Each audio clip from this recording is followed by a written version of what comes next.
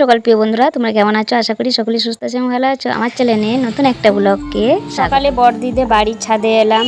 আর এই যে ফুলগুলো লাগিয়েছে টপে, খুব সুন্দর লাগছে। এইদিকে অনেকগুলোই ফুল গাছ লাগিয়েছে। আজকে বৃহস্পতিবার, এখন বাজে সকাল 7টা। তো বড়দিদের ছাদে উঠে আজকে ব্লগটা শুরু করছি। ভিডিওটা সম্পূর্ণ দেখো, ভালো লাগবে। ভালো লাগলে একটা লাইক করো, কমেন্ট করো। বড়দিদি গ্রামে মনসা ঠাকুরগুলো দেখলাম, খুবই ভালো লাগলো।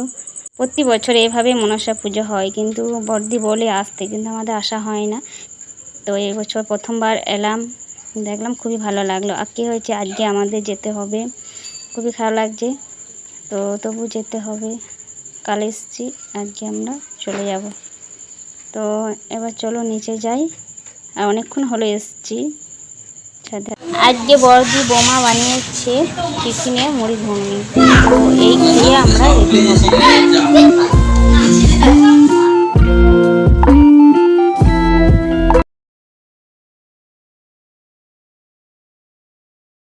টিফিন খাবার খেয়ে রেডি হয়ে গেছি। আর বড়দিকে ছেড়ে যেতে ইচ্ছা হচ্ছে না, তবু যেতে হবে। এইটা আমাদের বড়দি, আর ওই যে পাশে দাঁড়িয়ে আছে ওইটা আমার দাদু।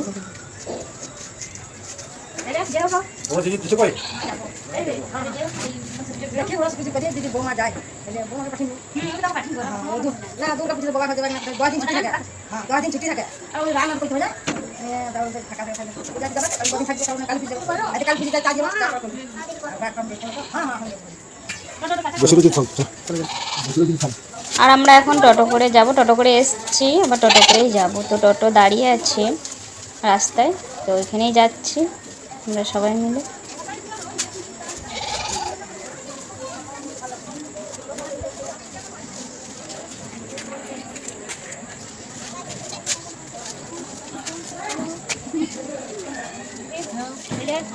যাবো যাবো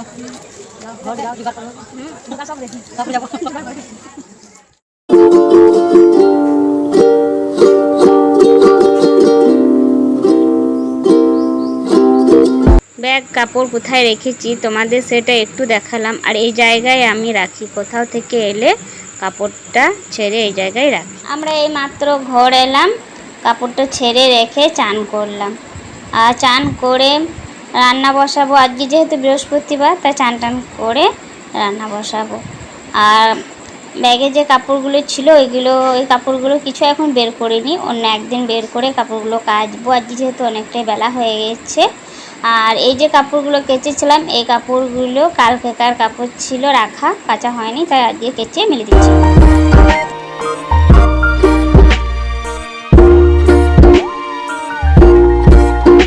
তোমাদের একটু ঘড়ি টাইমটা দেখাচ্ছি কটা বাজে। এখন বাজে 12টা 10। তো আমি এই মাত্র রান্নাঘরে এলাম, ভাত বসালাম আর ঢাকা দিয়ে দেবো। এদিকে ভাত বসালাম, আর এদিকে 4টা আলু বের করেছি, আলুগুলো ছুলে নিলাম। আর আজকে আলু পোস্ত করব, যেহেতু বললাম বৃহস্পতিবার আজকে আলু পোস্ত করব বললাম, তাই পোস্তটা একটু পেস্ট করে নেব। আর অন্য দিনের মতো কারেন্টটা যায়নি, আজকে কিন্তু কারেন্ট আছে। তো শিলনোড়ায় আর বাটতে হবে না, পোস্তটা মিক্সারে ঘুরিয়ে নেব।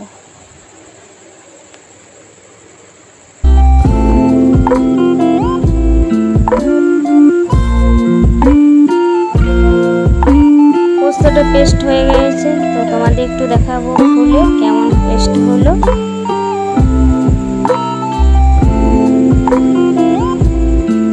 তো দেখো, খুব সুন্দর পেস্ট হয়েছে। আর এইদিকে আমি কড়াই বসিয়ে দিয়েছি গ্যাসে, তো তেলও দিয়ে দিয়েছি, তেলটা গরম হয়ে গেছে। আর সামান্য জিরে লঙ্কা দিয়ে আলুটা ভাজবো, ভেজে পোস্ত দিয়ে নামাবো।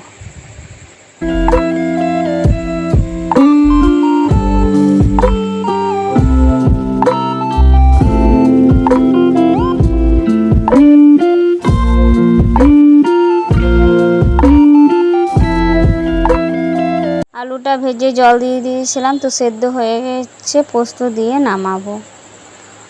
আর কি হয়েছে, বড়দিদের ঘরে থাকলে কিন্তু নিরামিষ খাওয়া হতো না, আমিষ খেতে হতো। ঘরে এসে নিরামিষ রান্না করলাম। আর কাল থেকে গিয়েছি বলে অনেক মাছ মাংস খাওয়া হয়েছে আর ভালো লাগছে না খেতে, তাই সেজন্য বেশি করে নিরামিষটাই রান্না করলাম।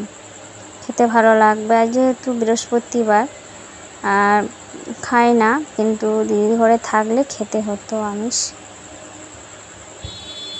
আলু পোস্তটা গ্যাসে হয়ে গেল আর এইদিকে ভাত বসিয়েছিলাম, ভাতটা হয়ে এসছে, এবার নামাবো। হয়ে গেছে ভাতটা, এবার নামিয়ে নেব।